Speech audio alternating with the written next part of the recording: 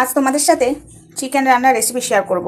এদিকে চিকেন ধোয়া হয়ে গেছে, এদিকে আলু কাটা হয়ে গেছে। আলুটা দেখে কেউ হেসো না, আমাদের বাড়িতে একটু আলুর পরিমাণটা একটু বেশিই থাকে, ঝোলের থেকে আলু বেশি খায়। এদিকে শুধু পেঁয়াজটা কাটা হয়েছে, এখনও মশলাপাতি বাকি আছে, ওগুলো এখনও রেডি হয়নি। চলো রেডি করে নিই। এটা তো বন্ধুরা তেল গরম হয়ে গেছে, আলু দিয়ে দিচ্ছি। আলুটা ভালো করে ভেজে নেবো। হলুদটা দেবো, এই যে হলুদটা দিয়ে দিলাম, একটু নুনও দিয়ে দিলাম। নুন হলুদ দিয়ে ভালো করে গ্যাসটা বাড়িয়েই ভাজবো লাল লাল করে।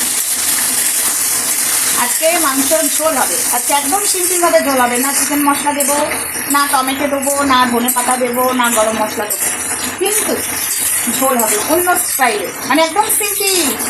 বাড়িতে যদি কিছু না থাকে, অনেকে বলে মাংস রান্না হয় না, তো আজকে আমার বাড়িতে সবই আছে, কিন্তু আমার মনে হলো যে দেখি তো টমেটো ছাড়া, ধনে পাতা ছাড়া, গরম মশলা ছাড়া, চিকেন মশলা ছাড়া মাংসর ঝোল হয় কিনা। অনেকেই বলে, আমি শুনেছি, এবং আমার অনেক ভিউয়ার্সরাও আছে, তারাও বলে দিদি ভাই কী করে হয়, তুমি একবার শেয়ার করবে। তো আজকেই সেটা শেয়ার করতে চলে এলাম, তো দেখতে থাকো। তো ভাজা হয়ে গেছে,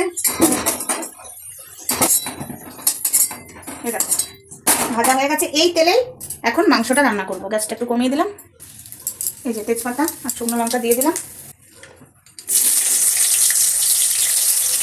পেঁয়াজটা দিয়ে দিলাম।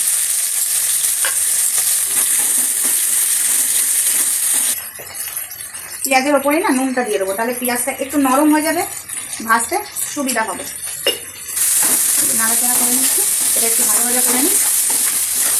রসুন বাটাটা দিয়ে দিলাম।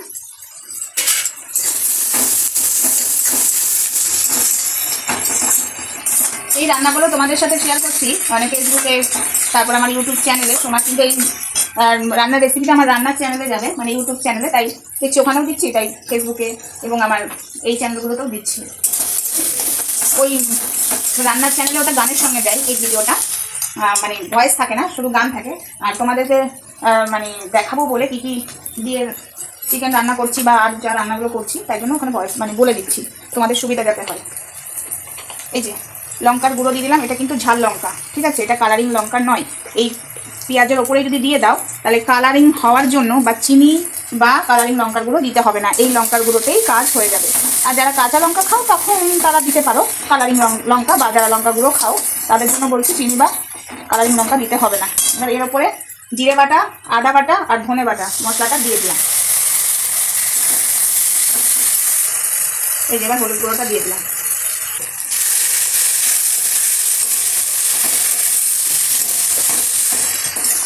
এই যে ভালো করে নেড়ে চেড়ে নিই। আছে, এবার দিয়ে দিচ্ছি চিকেন। চিকেনটা আজকে বেশি নেই, অল্প আছে, মানে একবারের জন্য, কিন্তু তাও আবার ঝোল হবে। আলু দেখে অনেকেই বলবে চিকেন ওইটুকু আর আলু বেশি। আমাদের বাড়িতে এক একজন 4-5টা পিস করে আলু খায়, ওই জন্য আলুটা দিতে পারি। আমি 2 পিস খাই। এই ভালো করে নাড়িয়ে চাড়িয়ে নিচ্ছি, আলুটা একটু বাদে দেবো। ভালো করে নেড়ে চেড়ে দিলাম, এবার দিয়ে দিলাম ঢাকা।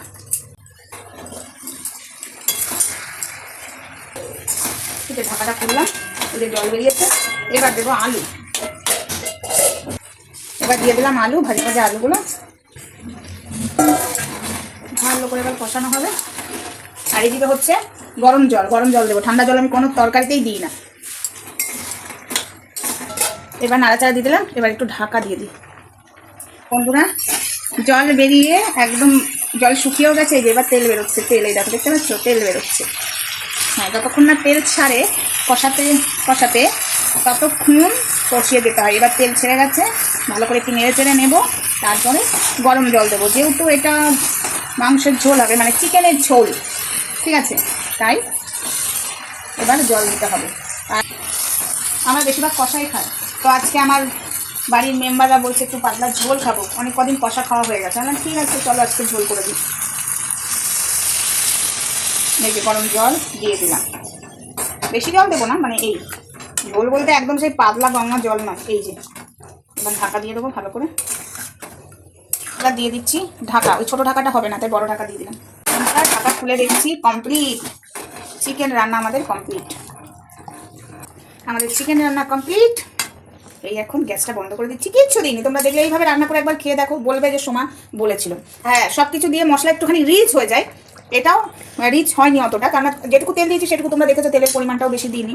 আর ওইভাবে যদি তোমরা লঙ্কার গুঁড়ো দাও না পেঁয়াজের ওপরে, বেশ লাল লালও হয়, আর মনে হয় যেন অনেক তেল মশলা দিয়ে রান্না হয়েছে, কিন্তু না, এটা একদম পাতলা পাতলা, মানে কি বলবো, ঝোল, মানে রুগীরও ঝোল নয়, এবং এটা সবার খাওয়া ঝোল, ঠিক আছে, মানে সবাই খেতে পারবে, রুগী থেকে মানে যে সুস্থ সেও খেতে পারবে, শুধু অসুস্থ নয়। চলো টাটা, বাই বাই।